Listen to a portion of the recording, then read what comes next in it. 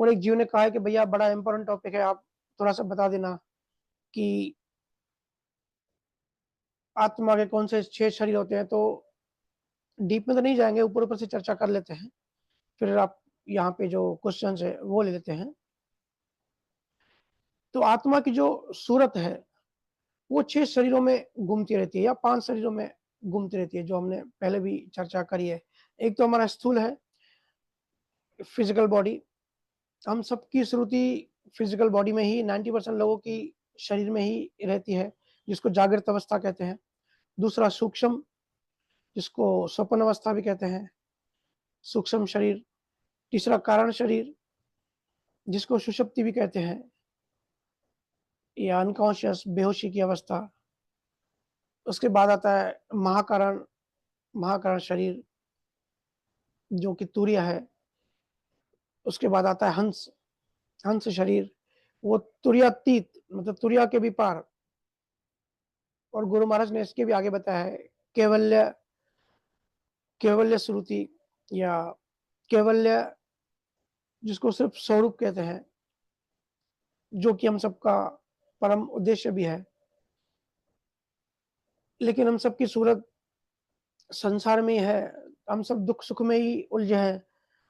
हमारा शरीर जो भी ब्लड रिलेशन से जितने भी हमारे कार्य होते हैं, और हमारा शरीर, ये जो फिजिकल शरीर है, इसके आसपास की जो लाइफ है, इसके आसपास ही हमारा पूरा जीवन गुजरता है। हम जीवन जो फील करते हैं ना, हमारे फिजिकल बॉडी के आसपास ही इसको जीवन फील करते हैं। अगर हमारे अकॉर्डिंग कुछ नहीं होता है तो हम रोते रहते हैं, दुख फील करते हैं, परेशानी है। मेरे पास लोग आते हैं कि भैया जिंदगी में परेशानी परेशानी है, डिप्रेशन ही डिप्रेशन है। अरे भाई, आप ऐसे जीवन, ऐसे फिजिकल शरीर में आप रहते क्यों हो? आपकी श्रुति वहां क्यों फंसाई है?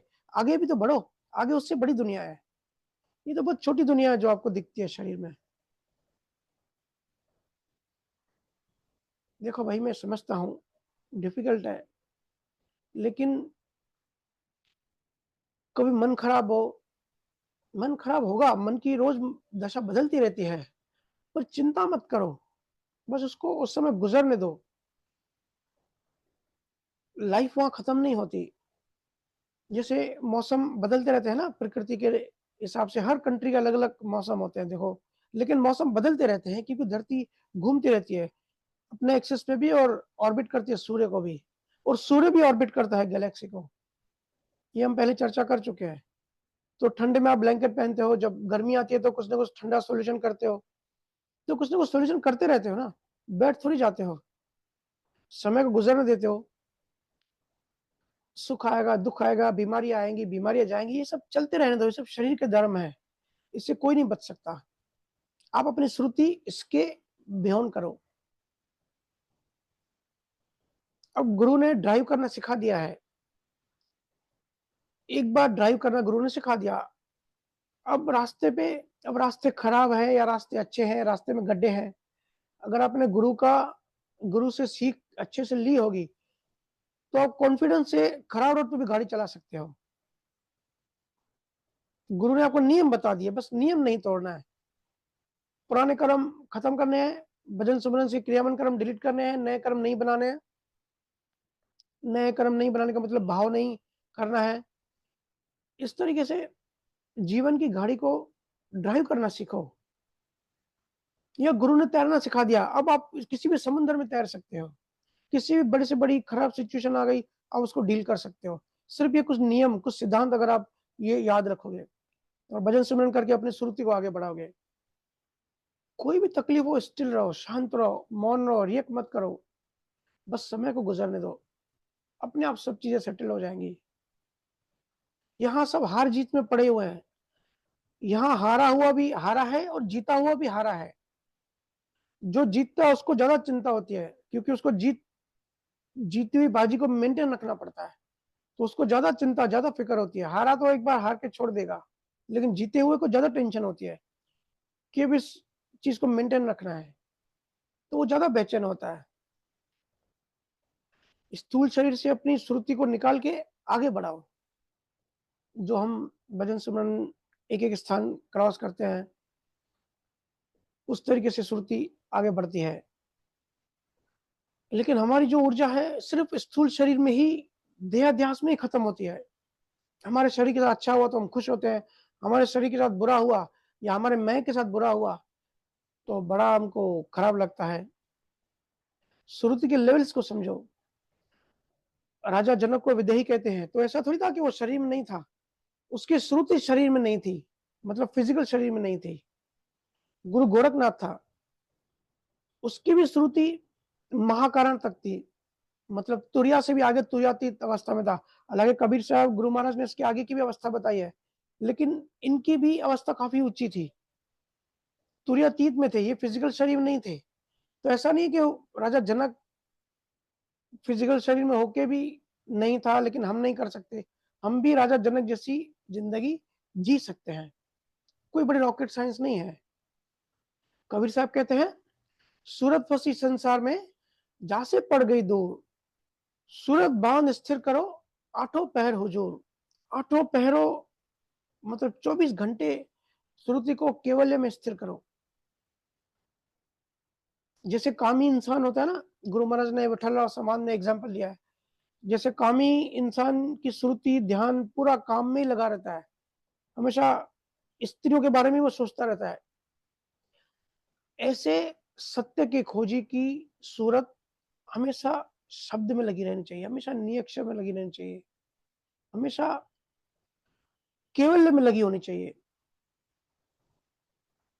धीरे धीरे हम सबको सूरत को स्वरूप में स्थिर करना है। आप सब में से बहुत लोगों की तो हो भी रही है, बड़ी खुशी की बात है। सब वर्क इन प्रोग्रेस है, किसी की फिजिकल शरीर में है लेकिन अभी स्टार्ट किया है, किसी की सूक्ष्म शरीर में है, कोई कारण शरीर में पहुंचा है, कोई महाकारण तक पहुंचा है, पर हम सबका लक्ष्य केवल्य है, इन सबके परे जाना है। और ये जो डिप्रेशन में होते हैं ना, आप सब कहते हैं बड़ा डिप्रेशन फील होता है, बड़ा दुख है, तो ये क्यों होता है? क्योंकि लाइफ की छोटी छोटी बातें भी बड़ी बड़ी लगती हैं। तो जिनकी सूरत शरीर में स्थिर होती है ना, जो फिजिकल स्थूल शरीर में जिनकी सूरत होती है,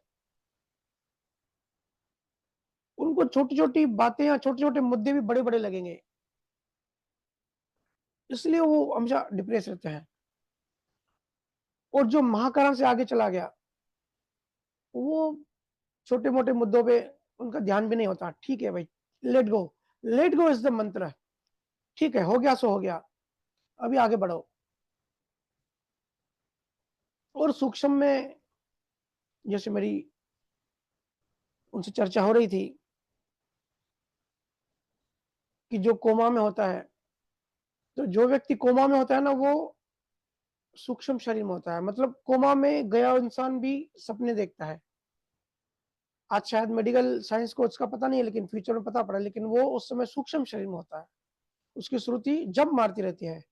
अगर उसके न्यूरॉन्स मस्कुलर अगर ठीक हो रहे हैं तो उसकी श्रुति वापस फिजिकल शरीर में आती है।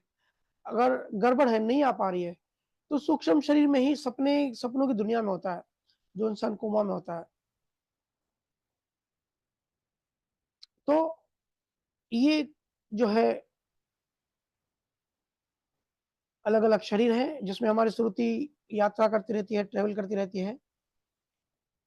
हमको खुद को टेस्टिंग करना है कि हमारी श्रुति कहाँ है, पूरा दिन हमारा ध्यान कहाँ होता है, पूरा दिन हमारी श्रुति कहाँ फंसी होती है। क्या हमारे धंधों में, पैसों में, या महिलाओं में, पुरुषों में हम लगे रहते हैं, कि हम अध्यात्म में हैं लेकिन अध्यात्म में भी आके हम राजनीति कर रहे हैं। क्या हम अंदर से शून्य हो रहे हैं? ये खुद की टेस्टिंग खुद करनी है, कोई दूसरा दूसरे को टेस्ट नहीं कर सकता। हमारी सूरत कहाँ है, पूरे दिन हमको वो खोजना है, कि हमको बड़ी बड़ी बात का भी अभी असर नहीं पड़ता, फर्क नहीं पड़ता। ठीक है यार, अपमान हो गया, किसने टोंक कर दी, किसने इंसल्ट कर दी, या जॉब से निकाल दिया, या लॉस हो गया, तो भी फर्क नहीं पड़ता। मतलब हमारी श्रुति अभी स्थूल शरीर से ऊपर उठ चुकी है। अगर किसी चीज की बिल्कुल तरंग नहीं उठ रही है, तो समझो महाकरण से भी आप आगे बढ़ने लगे हो। ये जो है ना शिव ब्रह्मा, जो गुरु महाराज ने बताया, यहाँ तक महाकरण होता है, इसके बाद आगे हंस चलता है, हंस के बाद केवल्य है। ये बड़ा ऊंचा विज्ञान है गुरु महाराज का, ये हमने कई बार चर्चा करी है। तो कभी डीप में टॉपिक को भी हम लेंगे।